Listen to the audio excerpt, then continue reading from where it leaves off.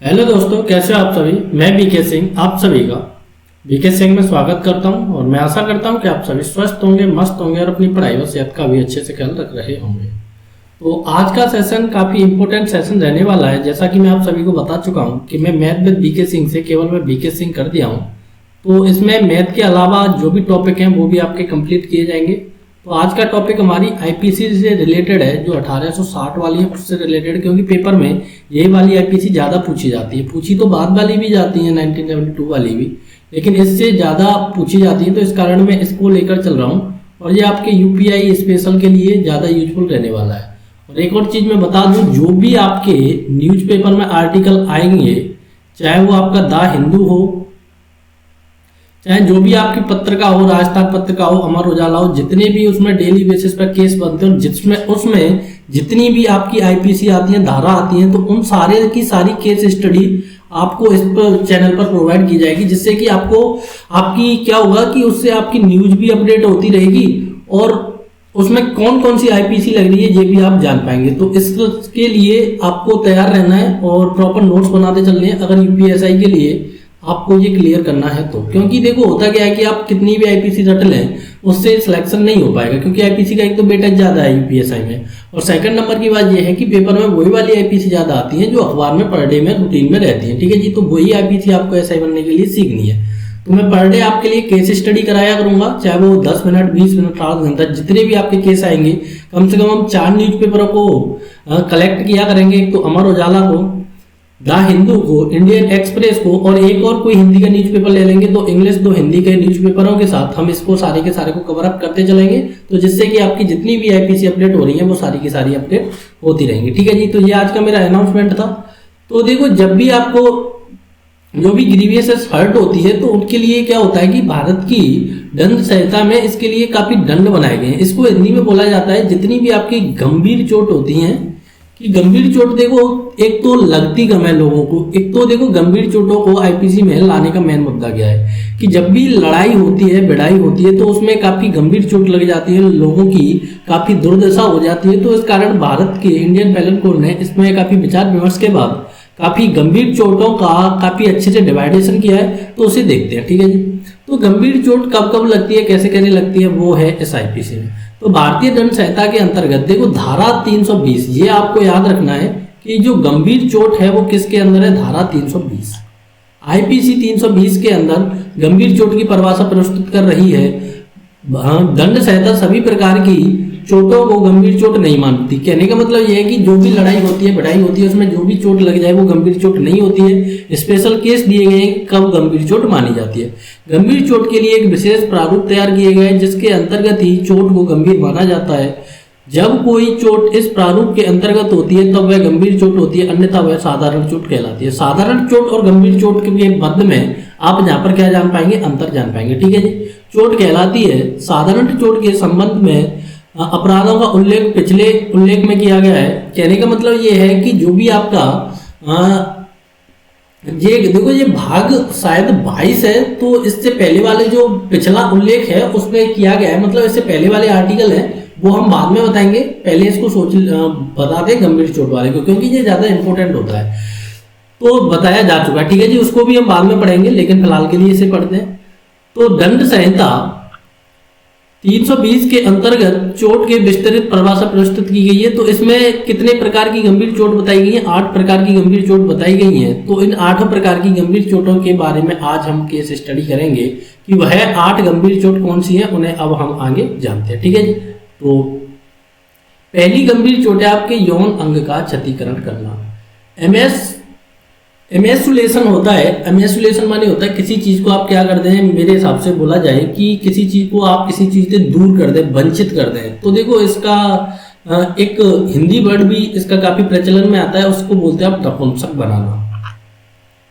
इसको हिंदी में आपने क्या बोला है, आईपीसी के अंदर तो नहीं बोला है। आईपीसी में तो ये बोला है यौन अंग को क्षतिग्रस्त करना, लेकिन नपुंसक बनाना भी इसके लिए काफी, नपुंसक बनाना प्रचलन वर्ड होता है। देखो होता क्या है कि जब भी लड़ाई भिड़ाई होती है तो लोग क्या करते हैं कि जिन लोगों के पास कोई डंडा या हथियार नहीं होता है तो वे क्या करते हैं कि लोगों को यौन अंगों को पकड़कर क्षतिग्रस्त पहुंचाने की कोशिश करते हैं। जैसे कि एक पुरुष के केस में होता है कि अगर कोई लड़ाई में किसी व्यक्ति के या फिर किसी पुरुष के, देखो जहां पर पुरुष व्यक्ति यूज किया गया है, इस आईपीसी 320 में व्यक्ति यूज किया गया है, तो व्यक्ति का मतलब क्या है, जहां पर आपकी महिला भी आएंगी, ये नहीं कि मैं फीमेल के लिए नहीं बोल रहा हूं, केवल मेल के लिए बोल रहा हूं, तो पुरुष भी आएंगे, ठीक है जी। तो ये दोनों के लिए, तो जब भी कोई व्यक्ति किसी व्यक्ति के जो मुख्य जननांग होते हैं उनमें कोई क्षतिग्रस्त करता है या फिर उनको पकड़कर कोई लड़ाई में या फिर जैसे भी आप जो भी कर रहे हैं, तो उनको अगर आप क्षतिग्रस्त करते हैं तो ये एक किस प्रकार की चोट मानी जाती है, गंभीर चोट मानी जाती है। इसमें होता क्या है कि लोग अपनी जो रियल लाइफ है उससे क्या हो जाते हैं, वंचित हो जाते हैं। तो इस कारण इसे किसमें इंक्लूड किया गया है जी, क्षतिग्रस्त में इंक्लूड किया गया है। तो इसको और भी ज्यादा डिटेल से एक्सप्लेन करने के लिए मैं आपको इसका एक एग्जांपल देता हूं। जैसे कि मान लो कोई लड़ाई चल रही है, किसी हथियार से किसी महिला ने पुरुष के जनांग पर हमला कर दिया और कहीं पर हमला नहीं किया है, केवल और केवल उसके मेन पॉइंट पर हमला किया है और वो क्षतिग्रस्त हो जाता है। तो इससे क्या होता है कि उसकी जो मेन लाइफ है, जो उसका पुरुषत्व है, जो उसका मेन होने का वो है, अस्तित्व है, वो उससे क्या हो जाता है, खत्म हो जाता है। तो इस कारण इसको कैसा अपराध माना गया है, गंभीर अपराध माना गया है। क्योंकि जिससे क्या होता है कि मान लो उसकी आगे वाली जनरेशन या फिर जो भी पीड़ित होता है, इस कारण से इसे क्या माना जाता है कि उसने सदा के लिए क्या कर दिया, दुर्बल बना दिया उसे। सदा के लिए अगर आप किसी को दुर्बल बना दिया, क्या बना दिया, दुर्बल बना दिया। तो सदा के लिए दुर्बल बनाना किसके अंतर्गत आता है, आईपीसी 320 के अंतर्गत आता है। नेत्र दृष्टि विच्छेदन, permanent prevention of the site of either I. Either I का मतलब होता है किसी दो आंख में से आप किसी एक आंख को क्षतिग्रस्त कर दें। मतलब कैसी कर दी, वो परमानेंट अंधा कर दिया आपने कोई व्यक्ति। एक आंख में मान लो कि लड़ाई हो रही है, किसी ने एक आंख काफी उपहति पहुंचाई, काफी क्षति पहुंचाई, तो वो किसके अंदर आता है, गंभीर चोट के अंदर आता है। दोनों नेत्रों में से अगर आपने किसी भी एक नेत्र को चोट पहुंचाई और उस चोट पहुंचाने से क्या होता है, उस व्यक्ति की रोशनी चली जाती है, ठीक है। रोशनी क्या हो जाती है, खो जाती है, हमेशा के लिए क्या हो जाती है, उसकी रोशनी खो जाती है, आंखों से वो क्या हो जाता है, ब्लाइंड हो जाता है। तो ये किस धारा के अंतर्गत आता है, 320 के अंतर्गत आता है। ये काफी पूछी जाती है धारा, काफी प्रचलन की धारा है। तो उससे क्या होता है कि उसका जीवन कैसा हो जाता है, अंधकार में हो जाता है, हमेशा के लिए उसकी रोशनी चली जाती है। तो ये धारा 320 के अंतर्गत कैसी चोट है जी, ये गंभीर चोट है जी, ठीक है जी। अगली चोट है आपकी सुनने की शक्ति का विच्छेद। तो permanent prevention of the hearing of either I. जब भी किसी लड़ाई में किसी व्यक्ति की सुनने की आप क्या करते हैं, परमानेंट क्षति पहुंचा देते हैं, तो वो किसके अंतर्गत आता है, 320 के अंतर्गत आता है। मान लो लड़ाई हो रही है, उसमें किसी व्यक्ति ने इस प्रकार से हमला किया कि किसी व्यक्ति के कान के क्या फट गए, पर्दे फट गए, और क्या हुआ कि वो हमेशा के लिए उसकी श्रवण शक्ति का क्या हो गया, नाश हो गया, हमेशा के लिए उसकी श्रवण शक्ति जा चुकी है। तो ये किस प्रकार की चोट है, ये एक गंभीर चोट है, ठीक है जी। तो ये किसके अंतर्गत आती है, देखो इसमें 8 चोट है, अभी ये तीसरी चोट है, ठीक है जी। तो ये काफी अच्छी आईपीसी है और इसमें ऑप्शन भी काफी बन जाते हैं पूछने के लिए। अंग या जोड़ों का विच्छेद, कहने का मतलब ये है कि जब भी आप किसी अंग का या फिर जोड़ों का विच्छेद करें, कहने का मतलब ये है कि मान लो आपके कोई एल्बो का जो है जोड़ है वो लड़ाई में टूट गया, तो prevents of any member of joint और जॉइंट, ठीक है जी। तो अंग या जोड़ों का विच्छेद, कहने का मतलब ये है कि आपके शरीर से एक तो कोई अंग काट लिया गया, क्या कर दिया, अंग काट कर लड़ाई में अलग कर दिया।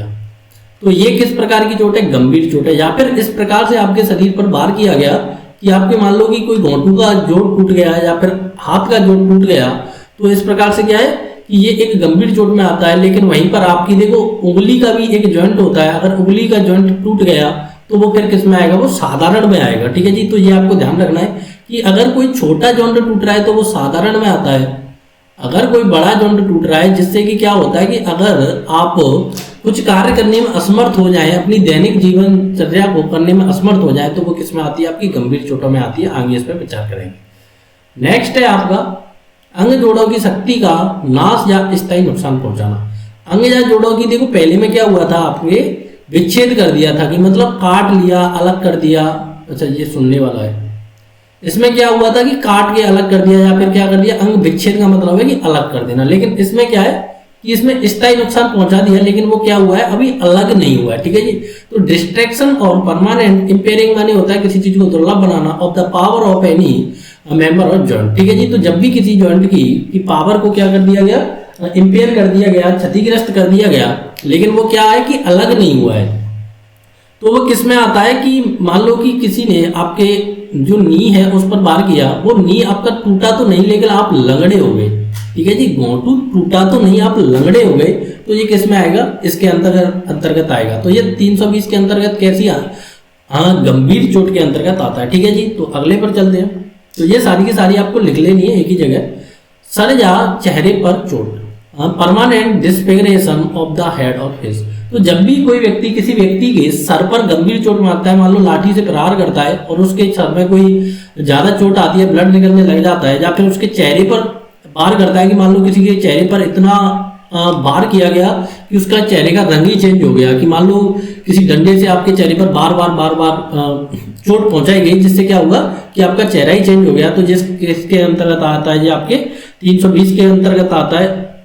और इसमें क्या होता है, गंभीर उपहति होती है, गंभीर हानि होती है। ठीक है जी, तो इस प्रकार से ये आता है। जब भी आप किसी चेहरे पर या फिर किसी के हेड पर चोट पहुंचाते हैं तो वो 320 के अंतर्गत आता है। हड्डियों या दांतों का तोड़ना, तो मान लो लड़ाई चल रही है, किसी ने किसी के मुंह में क्या मारा, ये उसके दांत थे, तो एक मुक्का मारा और दांत टूट गए, तो ये क्या है, आपकी 320 है।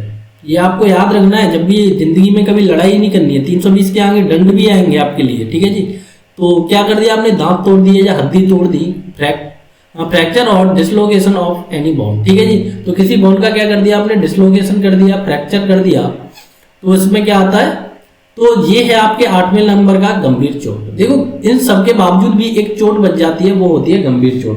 तो आप कहेंगे जी इतनी चोटों के बाद भी क्या गंभीर चोट बच गई, तो उसे देखते हैं। Any hurt which endanger life और which cause the sufferer to be during the space of 20 days.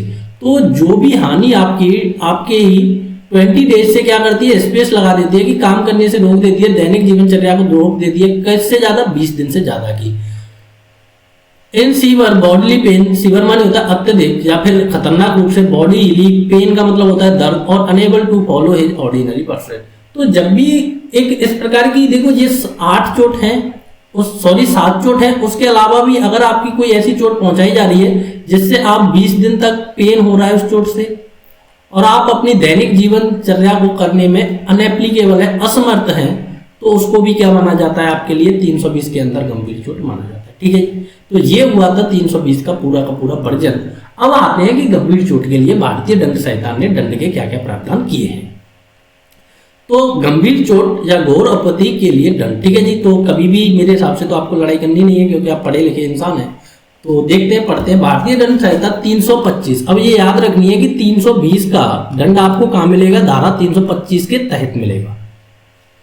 गंभीर चोट के लिए दंड का प्रावधान करती है धारा 325 के अंतर्गत, किसी भी गंभीर प्रकार की चोट कारित करने के परिणाम स्वरूप 7 वर्ष तक के दंड का निर्धारण किया गया है। गंभीर चोट की बगैर किसी हथियार से, मतलब कहने का ये है कि ये चोट तो आपने कैसे की, गंभीर थी, लेकिन उसमें किसका प्रयोग नहीं हुआ था, हथियार का, कोई भी प्रकार के हथियार का यूज नहीं हुआ था। ठीक है जी, तो कारित की गई हो जो कोई काटने का हथियार था, मतलब कहने का ये कोई आपका जो छुरा या फिर जो भी आपका है स्पार्की हथियार था, और तो उसके लिए क्या है कि धारा 325 प्रयोज्य नहीं है, मतलब उसके लिए धारा 325 एप्लीकेबल नहीं है।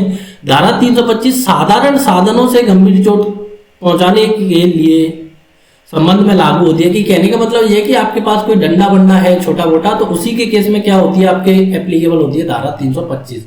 लेकिन अगर आपके पास हथियार है कोई, तो उसके लिए धारा 325 एप्लीकेबल नहीं है, तो उसके लिए आपको क्या है कि अलग से दंड दिया जाएगा। जैसे कि मुक्के से दांत तोड़ देना, ठीक है जी, तो मुक्के से दांत तोड़ देना किसके अंतर्गत आएगा, इसका दंड 325 के अंतर आएगा।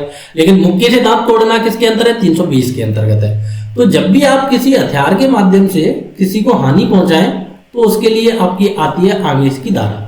तो हथियार के माध्यम से गंभीर चोट पहुंचाए जाना, ठीक है जी, जब भी कोई व्यक्ति किसी व्यक्ति को हथियार के माध्यम से गंभीर चोट पहुंचाता है, तो उसके लिए ये आगे वाली धारा है।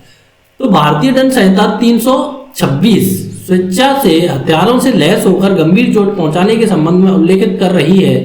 आयुधा का मतलब होता है हथियार हो या साधन के माध्यम से गंभीर प्रकार की चोट पहुंचाई जाती है, तो दंड भारतीय दंड संहिता 326 के अंतर्गत आजीवन कारावास। कहने का मतलब यह है कि अगर आप बिना हथियार के चोट पहुंचा रहे हैं तो कितने वर्ष का कारावास है, 7 वर्ष का कारावास है। लेकिन हथियार के माध्यम से पहुंचा रहे हैं तो ये कितने वर्ष का कारावास है? आजीवन कारावास तक के दंड का प्रावधान किया गया है। इस प्रकार का दंड 10 वर्ष तक का भी हो सकता है। मतलब कहने का यह है कि मिनिमम कितना होगा? 10 वर्ष हो सकता है। लेकिन अगर उसी से क्या हुआ कि गंभीर चोट पहुंची है, आगे वाले व्यक्ति की मृत्यु हो जाती है, तो उसमें क्या हो सकता है? आपको आजीवन कारावास हो सकता है। या फिर आपने उसकी लाइफ इतनी इंपेयर कर दी है कि उससे जो है समझौता नहीं किया जा सकता है। अगर समझौता हो गया तो आपका 10 वर्ष का हो जाएगा, अगर नहीं होता है तो आपको फिर आजीवन जाना ही पड़ेगा। साथ ही जुर्माना भी लगाया जा सकता है। धारा 326 के अंतर्गत समन योग्य नहीं है। मतलब कहने का यह समन का मतलब है कि इसमें क्या नहीं हो सकता है? कोई भी समझौता नहीं हो सकता है, क्योंकि दंड संहिता 1976 की धारा 320 के अंतर्गत समनीय अपराध की सूची में सम्मिलित नहीं किया गया है। अब देखो, ये हम कौन सी आईपीसी पढ़े हैं? ये हम पढ़े 1860 वाली। लेकिन जो आईपीसी 1860 में कमी हुई थी, तो उसकी आपकी कौन सी आईपीसी ने कमी की है?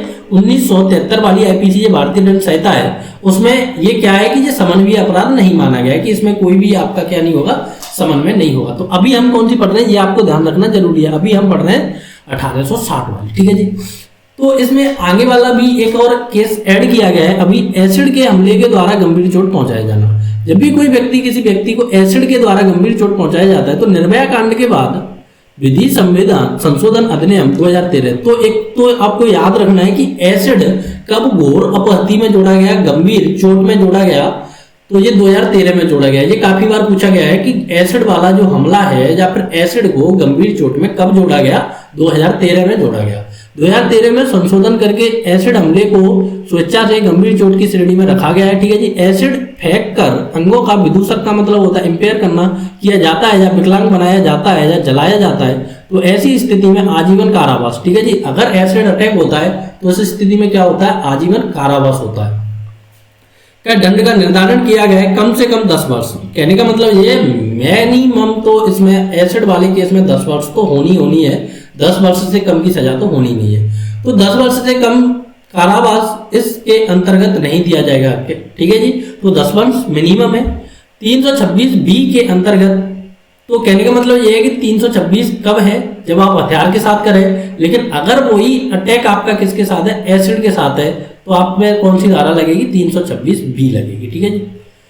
के अंतर्गत इस प्रकार के एसिड फेंकने के प्रयास को भी दंडनीय अपराध करार दिया गया है। एसिड फेंकने के प्रयास किए जाता है तो 7 वर्ष तक के, मतलब कहने का यह है कि अगर आपने प्रयास भी किया है, भले ही वो प्रयास आपका सक्सेसफुल नहीं हुआ है, लेकिन आपने प्रयास किया, किसी पर एसिड अटैक किया, तो कितने साल की सजा है उसमें? तो ये 7 साल की है। मतलब आपका मिशन सक्सेसफुल नहीं हुआ, लेकिन आपने प्रयास किया, का दंड निर्धारित किया गया जिसे कम से कम 5 वर्ष तक का होगा, ठीक है जी। तो प्रयास करने पर भी आपको मिनिमम 5 वर्ष तक का हो जाएगा, 5 वर्ष हो जाएगा, और मैक्सिमम कितना होगा? 7 हो जाएगा। अगर वो सक्सेसफुल हो गया आपका एसिड अटैक, तो क्या होगा? आपको आजीवन कारावास हो जाता है, और मिनिमम कितना होगा? 10 वर्ष तक हो जाएगा, ठीक है जी। तो ये आज का था मेरा आईपीसी की धारा 320। तो इसे आप देख सकते हैं, दोबारा से मैं इसको कर देता हूँ, इसका आप दोबारा से रिवीजन कर लें, एक जगह लिख लें। तो यूपीएसआई के लिए जगह भी इम्पोर्टेंट सेशन है, तो थोड़ा सा सेशन को शेयर करें, जिससे कि काफ़ी लोगों को इससे लाभ होगा। और जो भी लोग लड़ाई भिड़ाई करते हैं, तो उनको भी इस प्रकार के सेशनों की जानकारी होनी चाहिए कि किस प्रकार से आपको दंड भी मिल सकता है। ऐसा नहीं कि हमेशा आप लड़ाई करते रहें, चोट पहुंचाते रहें। तो वैसे तो आप मानव हैं, मानवीयता का आपको नाता रखना है, तो किसी के साथ कोई भी प्रकार का दुर्व्यवहार नहीं करना है। और जो भी आपकी भारतीय दंड संहिता 1880 बोलती है, जो आपकी 320 धारा बोलती है, इसमें 8 प्रकार के क्या दिए हैं आपको? गंभीर चोटें दी हैं। तो इस प्रकार की चोट तो किसी को पहुंचानी नहीं है। मानवता से रहना है, सारे लोगों को मिलजुल कर रहना है, एक भारत बनाना है, ठीक है जी। तो thank you for watching, take care, bye bye. जब तक के लिए जय हिंद।